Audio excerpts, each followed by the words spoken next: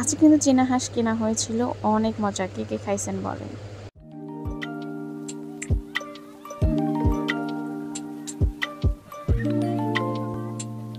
আসসালামু আলাইকুম, কি অবস্থা, কেমন আছেন সবাই?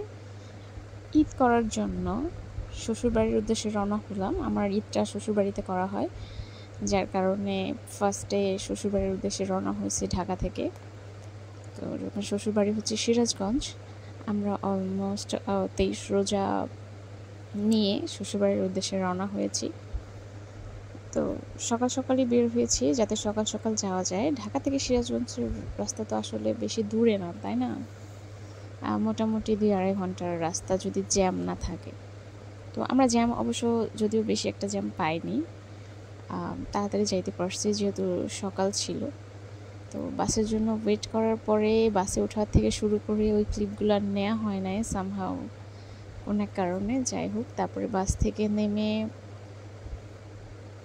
আবার যাওয়া হয়েছে।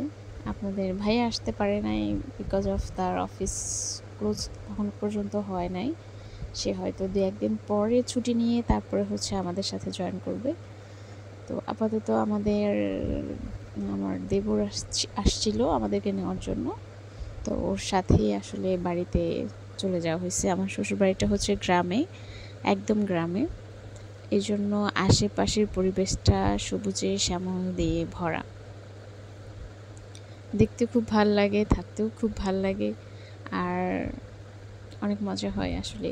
বাচ্চা কাচ্চারা থাকে। আসলে ঈদ আমাদের জন্য আর বড়দের জন্য আর কতটুকুই, তাই না? ঈদটা মূলত হচ্ছে ছোট বাচ্চাদের জন্য বা ছোটদের জন্য। আমরা যেমন ছোটবেলায় ঈদটাকে নিয়ে অনেক মজায় উৎফুল্লতায় কাটাইছি, তাই না? ঈদের জামাগুলো আমরা কাউকে কিন্তু দেখাতে চাই না, যে কাউকে হয়তো দেখাইলে আমাদের ঈদটা শেষ হয়ে যাবে, যার কারণে লুকায় রাখা হয়েছে, তাই না? তো ছোট ছোট স্মৃতিগুলো আসলে অনেক মজার ছোটবেলায়, এখন হয়তো বা নাই। এখন আস্তে আস্তে এগুলো আসলে চলে যাচ্ছে, খুব রেয়ার। তো এসে দেখতেছিলাম আমার শাশুড়ি মা রান্না বান্না শুরু করে দিছে।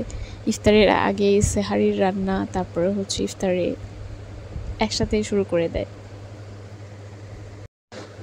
তো যেহেতু আসছি, আমার রান্নার কাজে কোনো কাজেই হাত দিতে দেয় নেই, বলছে গাড়ি থেকে আসছো, তার মধ্যে রোজা রাখতে অবশ্য আমার অনেক কষ্ট হয়, খুবই কষ্ট। রোজা থেকে আমি কিছু করতে পারি না, এটা আমার সমস্যা। যাই হোক, আস্তে আস্তে আস্তে আস্তে সব ঠিক হয়ে যাবে আমি জানি। তো আমার রান্না করতেছিলেও আমি বসে বসে দেখতেছিলাম যে কিভাবে রান্না করে, যেহেতু কিছু করতে দিবে না, বললো তুমি রেস্ট নাও।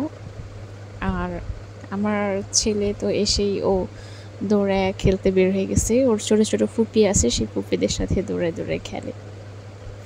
তো যাই হোক, সকাল থেকে শুরু করে বিকাল অবধি ছোটো ছোটো যতগুলো ক্লিপ নিতে পারছি চেষ্টা করছি আপনাদের সাথে টুকিটাকি জিনিস শেয়ার করার জন্য। তো মাটির চুলার রান্না কার কেমন লাগে জানাবেন কিন্তু। মাটির চুলার রান্না কিন্তু আসলে অনেক মজা, তাই না? মাটির চুলাতে আপনি যে কোনো কিছু রান্না করেন এক্সট্রা একটা ফিল আসে না? আমার মনে হয় শরীর থেকে একটা ঘ্রাণও আসে মাটির চুলার রান্না করতে গেলে, একটা ধোয়াটে ধোয়াটে টাইপ, তাই না? তারপরে এই তো চীনা হাঁস নেওয়া হয়েছে পরের দিন। ওই দিন তো টুকে গেল, এটা পরের দিনে কিছু ক্লিপ নিয়েছিলাম। চীনা হাঁস নিয়েছে, চীনা হাঁস খাওয়া হবে। তো এই চীনা হাঁস বাসাবাসি করতে পুরা 3-4 ঘন্টা লেগে গেছে, ঠিক আছে? পরিষ্কার করা, ধোয়া, পোড়া, ঠিক আছে? ছোট ছোট লোম থাকে। এই তো তো এটাও ছিল দুপুরের পরের রান্না, যেহেতু হাঁস নেওয়া হয়েছে। আর হাঁস রান্না করে খাওয়া হবে না তা কি হয়? যদিও সবাই মিলে খাওয়ার জন্য উঠায় রাখা হয়েছে, অল্প স্বল্প কিছু নিয়ে রান্না বান্না চলতেছিল, যাতে একটু টেস্ট করে খাওয়া যায় কেমন মজা। এরকম হয়, তাই না? সবার বাড়িতে এরকম হয় যে বাবাদের জন্য রেখে দেওয়া হয়, যে বাবারা যখন আসবে তখন একসাথে সবাই মিলে খাওয়া অনেক মজা হবে। আচ্ছা, ঠিক আছে, আজকের মতো এই পর্যন্তই। সবাই ভালো থাকবেন। তো আমার ভিডিওটা যদি ভালো লেগে থাকে প্লিজ লাইক অ্যান্ড সাবস্ক্রাইব করবেন। আল্লাহ হাফেজ।